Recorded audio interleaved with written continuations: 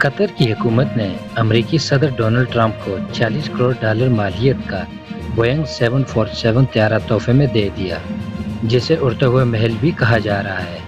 Report के मुताबिक यह तैयारा जदीद तरीन टेक्नोलॉजी, आलीशान अंदरूनी तज़ीन व आराइश और सदारती सहूलियात से लैस है।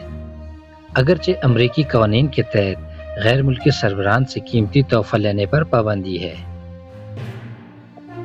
ये तैयारा, जो पहले कतर के शाही खानदान के लिए मखसूस था, इंतहाई पुरतई सहूलियात से आरास्ता है। इसमें 2 बेडरूम्स, 9 बाथरूम्स, मुतअद्दिद लाउंजेस, 1 बेडरूम और एक मुकम्मल अस्पताल शामिल है। इसका अंदरूनी डिज़ाइन मशहूर फ्रांसीसी डिज़ाइनर अल्बर्टो ने तैयार किया, जिसमें कीमती कालीन, लकड़ी की सजावट और मशहूर फनकार अलेक्जेंडर के फनपारे शामिल हैं।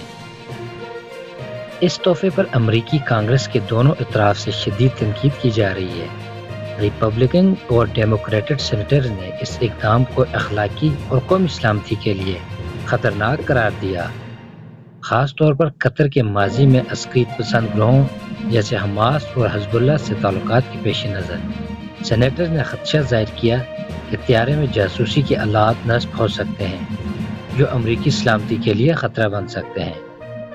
ट्रंप ने इस तनकीद का जवाब देते हुए कहा कि यह तैयारा अमरीकी महकमा दिफा को तोहफे में दिया गया है, न कि उन्हें ज़ाती तौर पर।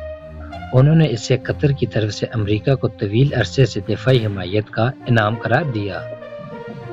कानूनी माहिरीन के मुताबिक अगर यह तैयारा अमरीकी महकमा दिफा को तोहफे में दिया जाता और बाद अज़र ट्रंप की सदारती लाइब्रेरी के लिए इस्तेमाल होता, तो ये कानूनी तौर पर काबिल कबूल हो सकता है। ताहम इस तैयारे को अमरीकी सदर के सफ़ीर के लिए महसूस बनाने के लिए मुकम्मल तौर पर दोबारा तैयार करना पड़ेगा, जिस पर करोड़ों डॉलर खर्च होगा।